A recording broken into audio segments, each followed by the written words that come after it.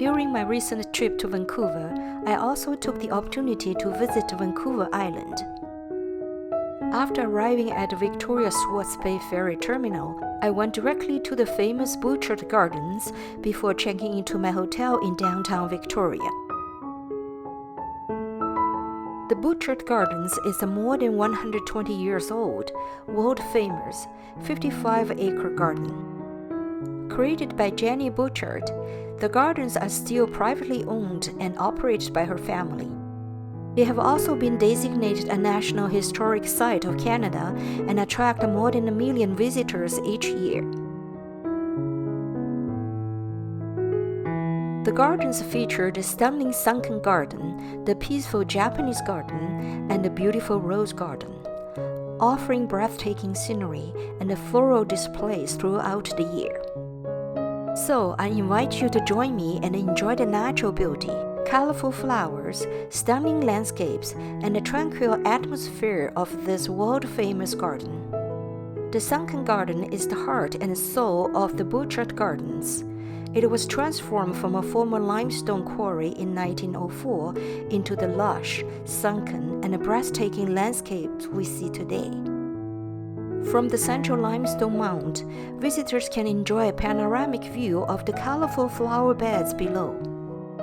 Then descend the switchback stairs and enter this picturesque oasis. The sunken garden is truly a garden within a garden, familiar yet completely different.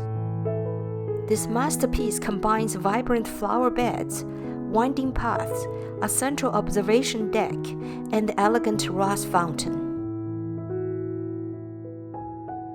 The winding path leads past the rose fountain, where water gracefully dances in the air,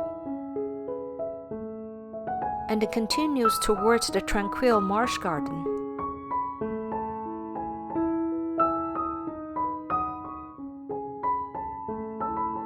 Throughout the garden, thousands of annuals, along with shrubs and trees, create ever-changing displays with the seasons.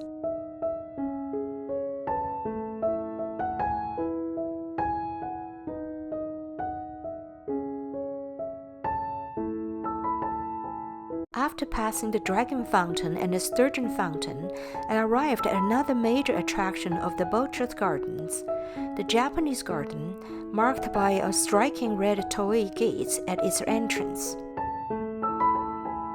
The garden follows a distinctive Japanese style, creating a miniature, carefully designed landscape with beautiful arranged rocks, tranquil water features, moss, and meticulously manicured trees and shrubs.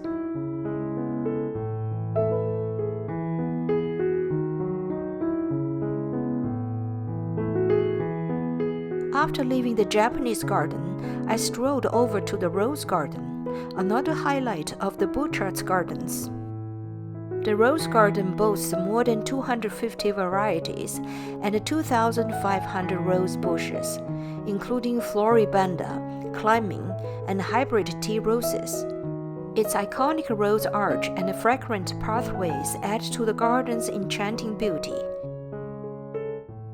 Opposite the Rose Garden is the Italian Garden, featuring a bronze statue of Mercury and a beautiful flower-lined pond. Here, visitors can also enjoy authentic Italian gelato and handmade sorbet.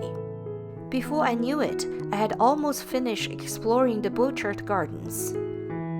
Before leaving, I stopped by the cafe for a bite to eat.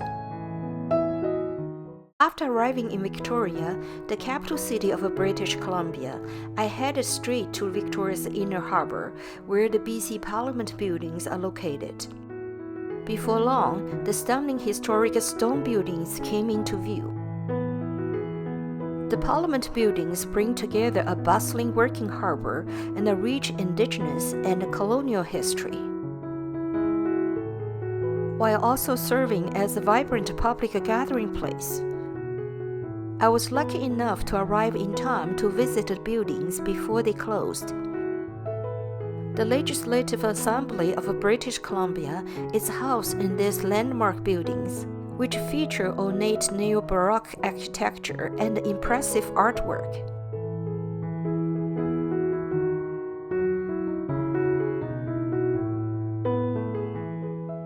Inside the magnificent central building, visitors can admire exquisite decorative details, including intricate stone carvings, beautiful stained glass, and historic paintings. But the most eye-catching feature is undoubtedly this magnificent rotunda.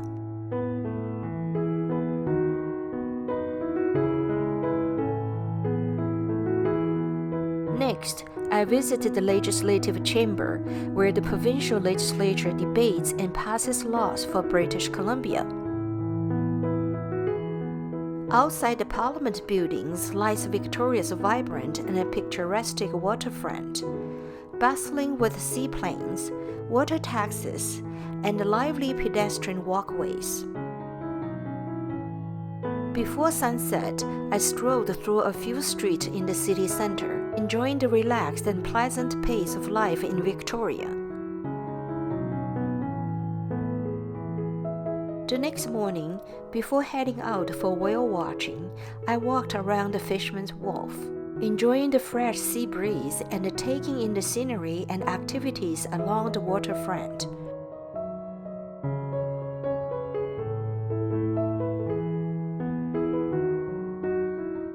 Afterwards, I joined a group of fellow passengers and boarded the whale-watching boat.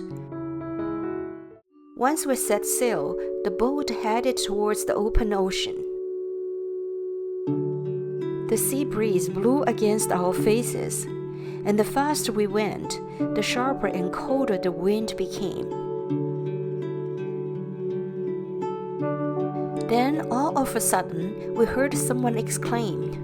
A couple of humpback whales had surfaced in the distance. Unfortunately, they were quite far from our boat, so we could barely capture them on our phones, even after zooming as much as possible. At that moment, I really wished I had a telephoto lens with me.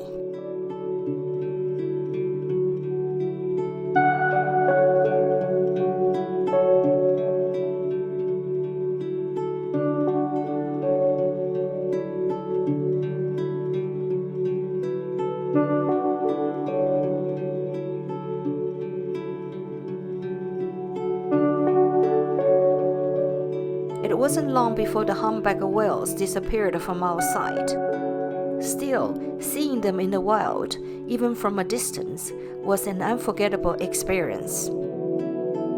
Our boat continued sailing farther into the open sea, where other vessels appeared tiny against the vast azure surface. And we were certainly not the only whale watchers in the area. We sailed along the coast of the Trial Islands, taking in the island's lighthouse and the vegetation along the shore, where sea lions are sometimes spotted. And we did see them over there.